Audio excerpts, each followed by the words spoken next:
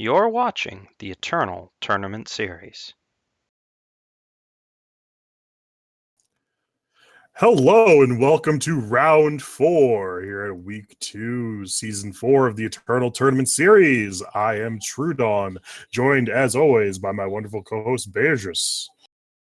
Hey, what's up, everybody? We got another wonderfully exciting matchup to bring you all. We're going to have two decks we haven't seen in the tournament today. We almost got to show you an Armory deck, but we do have Alan playing Armory, and we're going to have his opponent Elunex on Felon Control. It's actually a pretty interesting matchup, Truedawn. Generally speaking, this matchup favors Armory decently so, in fact, because Felon Control has a hard time interacting with weapons. Yep. When the more reactive builds of Felon Control that do not have a high density of creatures don't really have the interactive spells that deal with weapons very well. And if even in the decks that do have creatures, like Bloodcaster and Steward of the Past, if Alan is able to pump his weapons at all, they will usually trade 2-for-1 with the Felon deck's creatures. So it is certainly an uphill climb, but the more proactive the Felon Control deck is, or the Felon mid-range deck, whatever you want to classify it as, the more proactive they are, the better the matchup becomes, because the more creatures you play, the less likely it is they'll have the appropriate number of weapons. So cards like Champion of Cunning and Black Scavenger and Thunderstrike Dragon are very good, and we also see Vara Fate Touched in Elunex's deck as well, in addition to Azendel's Gift and Channel the Tempest. So there is certainly choices that Elunex has made in deck building that gives him a better matchup here, but it's unclear if all of that is enough to actually swing the matchup in his favor. Yeah, it is unclear indeed. I mean, I have to give it slightly to Alan, although I will say, as you said, Lunex's build of Felon Control is certainly better than quite a few of the builds that could be run here as far as its Armory matchup. Like, this should be pretty decent here as long as Elunex can establish multiple units on the board that can soak these weapon hits. And Alan with a very not the greatest hand, I guess is what I would call this. Gonna possibly concede a little bit of that advantage to Elunex, although Elunex does keep kind of an awkward hand. He kind of keeps just Steward, Celestial, and 5 power, which against Armory doesn't seem like a very good keep, but I'm also not a huge Felon Control player, so. Generally keeping high power hands is pretty good in Felon Control. Your deck is largely expensive. You do want to get to the cards. There's not a lot of cheap cards that would really interact particularly well anyway. So I do like biasing towards the more power-heavy hand. And on the side of Alan, we do see that they have drawn one of their Auric Runehammers in its base form, and that's pretty unfortunate for them because the 4/1 Auric Runehammer actually doesn't really kill anything. Most of the creatures in the Felon Control deck have 5 toughness, so that card not having been pumped at all is probably going to be a problem later down the line. Yeah, absolutely. It will have a very hard time removing anything. Fortunately for Alan, he's got double torches in hand to kind of set up if he needs to. I'll be curious to see if he goes ahead and drops the Runehammer here. If he does, he will get punished by Elunex, who's holding Avara's Favor in hand. And yeah, unfortunately not able to establish the Armor Smith behind it. So looks like Alan actually is just going to elect to drop an Armor Smith naked, give himself a little bit of armor. And we'll likely see the Lightning Storm here because Lightning Storm just doesn't kill anything else in the matchup. Maybe he's fine with leaving that play for a turn. You would rather play Steward of the Past, which is totally reasonable, but that Lightning Storm is pretty bad in this matchup, and you should be looked to leverage at any opportunity. Using the Permafrost there is incredibly aggressive. Yeah, that is super aggressive here out of Elunex, and honestly might get punished a little bit for that, as we see a couple Throne Wardens hanging out in Alan's hand. They're likely going to be coming down in the following turns. Alan, though, still just not finding a lot off these quarries. This time he will take a power since he does need to establish his threats in the following turns, but not super exciting for him. Elunex picking up a Black Sky Harbinger, always solid. Gonna definitely want to have multiple threats on the board. It is important to note that Elunex's deck dodges Vanquish fairly well, and that's not completely irrelevant, as Alan does use Vanquish as one of the primary forms of removal, especially in a situation like this where he doesn't have a weapon that can actually take care of any of the units on the board. This is interesting. We see Alan like to double torch the Stewarded Past instead of potentially setting up Orc Runehammer plus torch. So now this Orc Runehammer is just probably going to sit here forever doing a whole bunch of nothing. There are Throne Wardens coming down the side of Alan. Those are good. Although Elunex has a lot of like random pig damage and like effects that target multiple creatures. So they will be able to deal with these. But we might even see an Azendel's Gift and hoping to draw a power off the top. And it happens. Yeah, and he does hit a power, and this is one of the powerful things about the Felon Control decks is that if they can get to 7 and they have a Zendel's Gift, they can shut a lot of other decks off a line, and we see that coming through to be true right here. Although this gift is like actually not that great because the Orc Runehammer and the Vanquish are like already dead cards, pretty much. So it's only really discarding the sort of Icaria. Or if Alan wants to stick the 4-1, which is the route he's choosing to take, then he loses the Throne Warden. I think this is probably not the best way to go about this because they can just play literally any creature and the 4th power weapon can't attack anymore. The Throne Warden seemed better to me. But that is not the worst gift in the world. He can certainly overcome that from this point, especially already being at 6 power. No, certainly not. It's not the worst gift in the world by far, but it's also not particularly great, I have to say. It's going to put him in kind of an awkward position from here on in. Alan now not really going to have anything to reload with, going to be at the mercy of the top of his deck. He's going to need to find some big weapons or Nicaria here. Those are really going to be his threats, and finding a Vanquish is just not what he's looking for. He's going to have to end up pitching that one. Just pretty unfortunate for him. In the meantime, like at least he can beat down with the Throne Warden, but we do see in Elunex's hand, he does have a setup next turn where he will be able to take care of this Throne Warden, and that's just kind of going to leave Alan dead in the water for the meantime. Yep, and this is one of the ways that the Felon Control deck can win the matchup. Gift is certainly a path, although this game was largely decided not by the gift, but by not really drawing a relevant weapon. Even at this stage, before the Champion of Cunning came down, if Alan was to find a 5 power weapon or higher, he can definitely claw back into this game just because the weapons are so powerful. Now, Elunex is likely so far ahead in board that it's no longer likely that Alan can come back. But up until that point, there were outs that he was drawing to. Yeah, there were certainly outs he was drawing to, and now he is looking pretty dead here. We've already seen 2 Vanquishes get pitched by Alan. Going to need a harsh rule here, and even that will still leave the champion on the board. So Alan just going to go ahead and pack it in, realizing that he cannot win from this position. So Elunex actually taking down the first game in what ends up being fairly convincing fashion. Yeah, that game certainly went very well for Elunex. The Armory deck was not really able to get anything together. They didn't have any artisans drawn early. They didn't have inspires, like nothing to pump their weapons. They really only drew 1 weapon. So the draw couldn't have gone much worse for the Armory deck if they tried. So Elunex was able to capitalize that, which is important. But not all the games are going to be like that, especially moving into post-sideboard, where Alan picks up some pretty powerful tools in Smuggler's Stash and additional weapons. Oh yeah, he's going to have a Smuggler's Stash coming in. He'll probably bring in his extra Stonescar Maul. I have to imagine we'll see some Charchain Flails as well. They're pretty devastating when you establish them and there's nothing on board, but even still, you know, they just act as removal in this matchup, so quite good. Curious to see if he'll bring in anything else, maybe, you know, convert himself to a little more of a unit-based strategy. Furnace Mages, wouldn't be surprised if some copies of those came in to try and prevent things like Azendel's Gift from completely shutting him down. So yeah, I mean, Alan's got a fairly good sideboard here. Elunex, on the other hand, has a very reasonable sideboard as well. He's going to have 4 copies of Sabotage, 2 copies of Backlash, 3 Lightning Strikes, 3 Rain of Frogs, and some upper end. I mean, you can easily bring in those Rain of Frogs and Sabotage and feel pretty good about this matchup.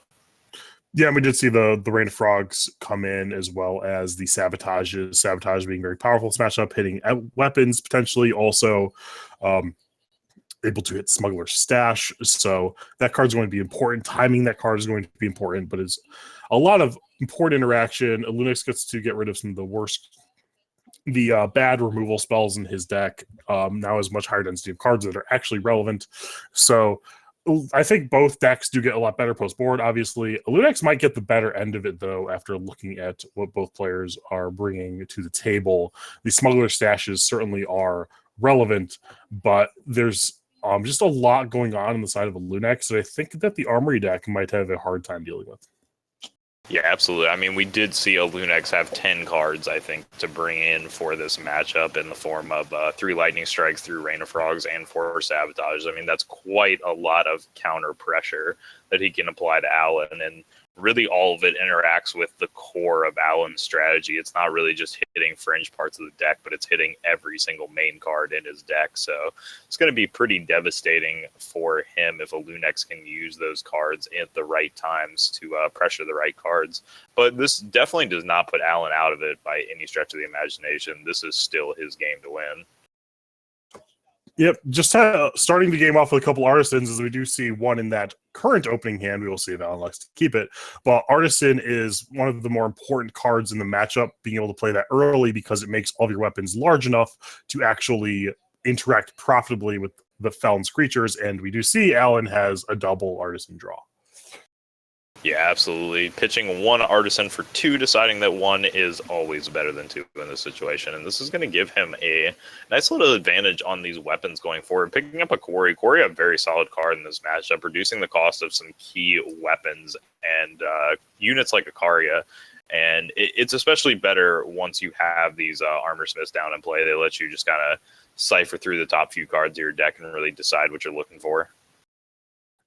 Yeah, Alan will need to draw some weapons at some point, although he's certainly likely to do that, especially with his Quarry. You're going to be able to look even deeper for weapons. And Elunex does have Champion of Cunning, which is a good card in this matchup, although, again, just 5 toughness, something like a Pumped Orc Runehammer is going to be a problem for it.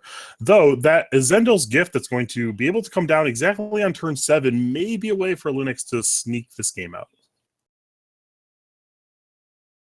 Yeah, certainly a possibility. We're going to see if Alan is able to find, a Furnace Mage as we progress in this game, using a Quarry here to look around. Finds a Harsh Rule and a Charchain Flail. 2 very solid pickups here, actually.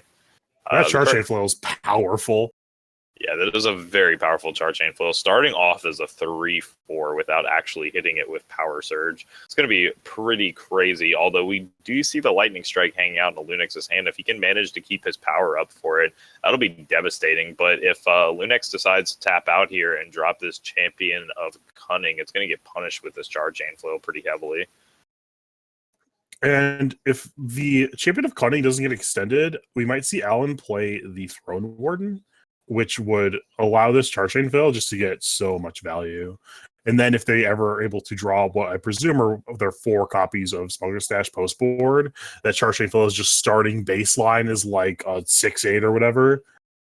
Oh yeah, it's going to be absolutely disgusting. And very important to note, we see Furnace Mage getting picked up here. I mean, this is great for him here. Furnace Mage is going to be very important for that turn 7 as Zendel's Gift that is coming down very soon. Alan, unfortunately, not having double justice here, can't get the Throne Warden down like the line you had suggested, which would be a very, very optimal line here. But unfortunately, with the way things are, not going to happen. And Alan, yeah, going to get punished here by the Lightning Strike and to take down his huge Charchain Flail and swing this a little bit more in Elunex's favor, I have to say. Yeah, and I don't like... I would have played the Quarry first because it's kind of free to do so. There's between a 6/4 weapon and an 8/4 weapon really isn't anything. So being able to play the Quarry, making forward progress to future power drops or other cards potentially would have certainly helped out Alan. But now he still has this Quarry, still has to find room, time to play it, which he may or may not have now that the Champion Cunning is providing a pretty notable clock.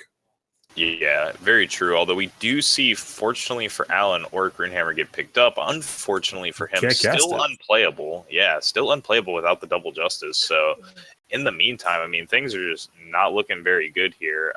Very curious that Alan's going to attack in here. I don't know if he realizes that the champion's up. It's also very weird not to see a block here. Playing around Sword of Ikaria. Yeah, any small weapons. Like what we're seeing here. And now the Zendel's Gift to come down. And now Alan needs to spend a large portion of his turn playing this Furnace Mage. And unless he draws Justice, which he did not, that's really all he can play. Yeah, he can play the Furnace Mage and the newly picked up Recano Artisan, so that's at least a little fortunate for him. Gives him some little bit of hope. But in the meantime, the clock is still on. He is still taking this 5 damage in the air every turn. Kind of curious he didn't swing with the Recano Artisans there. That Chill the Tempest is not bad. And we see Alan being punished for being greedy here. Alan could have taken a Charchain Flail over this Orc Runehammer that would have answered this Champion of Cunning like 3 turns ago. But instead, they decided to get greedy, try and get a 2-for-1 with something they didn't have the power to cast. And now they're probably just going to die to this 5/5. Yeah, and this might just give the series to Elunex here. It's hard to say, and this is a weird block.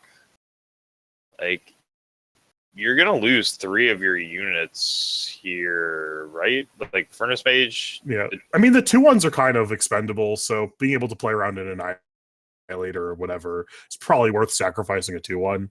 It's like, yeah, you're getting a value, but that's not the important thing right now. You just need a 3/5 to die, and you also needed to draw power, which Alan wasn't able to do. Not currently dead, going to 1 on board, but as we do see in Elunex's hand, the storm is coming.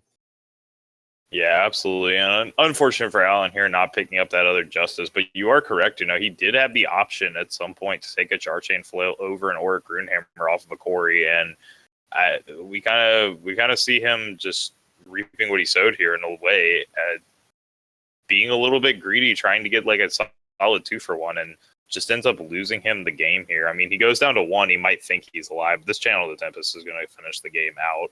And that will give the series to Elunex 2-0 with this Felon control deck that he's on. Yep, and that's that goes to show you that even though Felon is largely considered to be a dog in the Armory matchup, you can make changes to your deck to help that a bit. And we did see the cards like Champion of Cunning and Azendel's Gift come up pretty big in those matchups, and just being able to be more proactive, putting pressure on the Armory deck, really puts the onus on them to draw the proper weapons to answer what you're doing, and the Armory player was unable to do that. Yeah, unfortunately, just not able to capitalize there, and very much like you said, the Elunex building the Felon control deck in a way that not only is it naturally better, but Felon control is easily the best deck with sideboarding. Like, you get the most options when you're sideboarding with Felon control. You always have a game plan for essentially every style of deck out there, and being able to just bring in 10 cards out of your sideboard and put them in your deck. I mean, 10 of his 15 cards ended up in his deck. That's quite a large number, and it really just does change the matchup in such a positive way. I mean, we saw it there. Like, we didn't even get to see most of the sideboard cards, but that lightning strike that he had was enough. That itself was able to very much carry the game. Yeah, it's just it's good to see people innovating archetypes, trying to do well in matchups people perceive to be not particularly good. And we are trying to get our backup match online really quick. Yeah, it is just going to be a few moments, folks, so just hang tight with us for a second. Just trying to get this stream pulled up. This is a fairly interesting game, though, and this one should be an interesting one as well. We're seeing Shed on what's deemed Combre Red, which I have to imagine is a similar to Akaria Gold, similar style. I'll have to take a look at the deck list myself in a second, and we're going to have hulkbuster playing once again. He's on Huru Control, which is one of the decks that I'm actually a huge fan of. I don't necessarily think it's an amazing, blow me away type deck, but I definitely like it, and it's got some cool nuances to it. I definitely feel like it plays more like I imagine typical control to play than a lot of other decks. Yeah, the horror control deck is interesting. It's pretty streamlined compared to a lot of other control decks. You can also be pretty proactive with things like Thunderstrike Dragon, as we do see that hulkbuster is. And you could have Channel the Tempest. The difference between this and Feln is that it's a little bit more reactive, but the top end you're building to is a little bit more powerful. Feln has better mid-range creatures, whereas the Horu deck has really powerful top end with Thunderstrike Dragon and Shadow Tempest. You'd certainly play those cards in Feln, but traditionally to this point no one has. Also, just having access to harsh rules, a straight-up sweeper, instead of having to rely upon Switch Storm is a big deal. Vanquish, still a solid removal spell. You have Silence Effect with Valkyrie. So the deck has a lot going on in its favor. Yeah, absolutely. And we do see that the players are currently on sideboard. I believe that it's been this is game 3 now, 1 game apiece here. And hulkbuster has a Scourge of Frostholm in his main board, and it is still sitting in here post-board. And that's a very cool card that we really almost never see here at the Eternal Tournament Series. Yeah, it's very slow, but it's very powerful. Surge of Frostholm, of course, prevents your opponent from ever casting any spell while it is in play. You can, of course, deal with that via silence or prevent from attacking with something like Permafrost or like other attachments. But in matchups that heavily revolve around spells, like other control decks, Surge of Frostholm is a very powerful tool. We do see hulkbuster elect to side out in this particular matchup because Shed's big combo deck doesn't have very many spells. There's a lot of creatures. There's a total of 4 Jack, which is great to see. 3D Forge Plate. Like all of those creatures you would expect. Sandstorm Titan, stuff like that. Awakened Student. So for Surge of Frostholm, a little slow for this particular matchup. So it'll come on out. And we will see how hulkbuster's sideboard plan does work as he tries to stop Shed from running him over.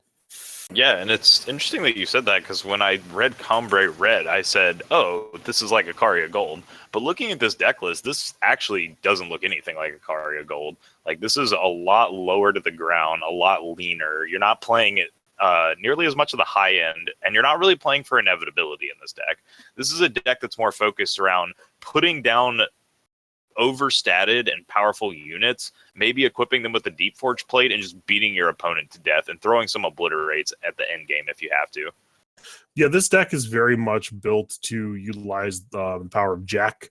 It's pretty fast, pretty proactive, as you said, but it's going slow enough where Jack is relevant, and it'll likely play threats on turn 4 and turn 5 that Jack on turn 6 will allow those to attack profitably. So Jack, pretty good shape here, but this deck still has the draws of like turn to Awakened Student and Seraph and stuff, and we do see the Seraph did come into play earlier, got hit by a lightning strike, and now a very weak follow-up on the side of Shed with just an Amber Acolyte. Yeah, not a lot going on here for him. hulkbuster, on the other hand, is going to have the opportunity to draw some cards at the end of Shed's turn, and we do see an Awakened Student coming down. Curious how much Shed is actually willing to commit to this board, given that hulkbuster on this Huru-controlled deck, very, very likely that he's going to have some harsh rules, floating around, so we'll see about that. Shed, at least comfortable to play this Awakened Student, start putting on a little bit of pressure. hulkbuster answering here with his Throne Warden. Lost the name for a second. Yep, yeah. And there's a couple targets for this Orc Runehammer, and all of them are good. Either killing Awakened Student, which I assume would be the hit because it grows later, but we're actually going to see the Valkyrie come into play, which is interesting. I guess this is a concession to Desert Marshal, because there was 3 mana open outside of Shed. If there was a Desert Marshal, the Orc Runehammer was going to be a lot worse. And by silencing the Awakened Student, you still do keep it as a 4/4 that your Runehammer can kill it later, but we will see it trade with the Throne Warden, which also still clears the deck for the Orc Runehammer. Yeah, some interesting sequencing here out of hulkbuster, trying to figure out what he needs to navigate this matchup with properly. Probably just waiting here, like you said, for Shed to power himself down a little more, but it looks like that Desert Marshal is going to be held up. We don't actually know if Shed has a Desert Marshal, but at this point in time, it definitely seems like he's holding some power up. Maybe intentional, maybe unintentional, but either way, it's certainly putting hulkbuster in a position where he has to be a little frightened off by this. And that Thunderstrike Dragon is an excellent draw because hulkbuster really didn't have anything good to do this turn. But I guess he's going to play the Runehammer into the 3/3 flyer anyway. The Runehammer doesn't die, so this is reasonable. But I think that the Thunderstrike Dragon was probably the best play there, because they're going to have to deal with it, and if they can't and you get to untap with it, you'd have a blocker for your hammer and you get to kind of sweep their board. Yeah, absolutely. The only reason I think we saw the Auric Runehammer coming down there is Hulkbuster fearing the Seraph activation with the possible power out of Shed, which we didn't see Shed, in fact, see Shed having the power to play, and a huge backlash there on a Great Parliament that would have produced 2 4/4 tokens. Yep, being able to hold a backlash still for Great Parliament definitely does matter. It's not something I really considered initially, but good for Hulkbuster there, leaving that up, wanting to not die to Great Parliament, and now he does feel comfortable running out the Thunderstrike Dragon. Yeah, very curious there that Hulkbuster actually doesn't attack. I'm not a huge fan of that. I would have liked to see him push some extra damage there. I mean, you're at 22 life with an Aegis over your face. Like you're not exactly worried about your opponent, and you were going to have a 5/6 dragon to back you up here. So I'm kind of curious why he's saving this Valkyrie Enforcer. But either way, I mean, it definitely looks like he's in a commanding position on this board at this point. Yeah, Thunderstrike Dragons are incredibly powerful. He still has this Channel the Tempest to back things up. Just content to cantrip the second side. He could have played a little bit more greedy in such a way that allowed him to replicate Thunderstrike Dragon, but he just wants to get the beatdowns going, which is certainly defensible when you have access to a Channel the Tempest in your hand, which is actually just going to be lethal. Yeah, absolutely. And I think it was going to put him down to 1. There is a possibly. Protect. Yeah, interestingly enough, Protect kind of bailing Shed out here a little bit. The problem for Shed is that he just doesn't have any way to actually interact with these dragons. Like there is no harsh rule. Had a Jack, but that's the problem, is that Jack can only ground one of the dragons, and once Shed was sitting at 5 health, like the other dragon was just going to kill him. So yeah, unfortunately therefore Shed not able to handle the dragon onslaught in the air. Hulkbuster going to take it down the series 2-1 and in convincing fashion there with Thunderstrike Dragon, which is proving to be quite a useful top end for Huru control. Definitely buffed up to 5/6 now after about 2 months ago. So it's a very solid card. Yeah, Thunderstrike Dragon is one of the better top end cards in the game. It's one of the reasons why I've had success with like crowd iterations that focus on replicating Thunderstrike Dragon instead of Clockroach, because Thunderstrike Dragon is just good baseline. You don't really need to do anything if the deck doesn't like have all the pieces come together. But even in a deck that's just trying to play a good top end threat, Thunderstrike Dragon just really turns the game around and also blocks a lot of the things you're concerned about dying to, specifically Ikaria. So it's good to see Horror Control starting to do well. I believe it's like top 8 in the past like 2 Eternal Tournament Series opens. So we are seeing this deck start to rise up as people have figured out how to build it, build their sideboards, decide what they want to do with the proactive elements of the deck. So it's cool to see new things starting to break in and flesh out even this late into the format's lifespan. Yeah, absolutely. Very cool deck. I do love the Huru control, as I said. Unfortunately, though, that is going to be all we have for round 4, folks. Round 4 is over, so we are going to take a very short break while we update the bracket and get your next feature match queued up. So stay tuned. Do not go anywhere. We will be right back with coverage of round 5.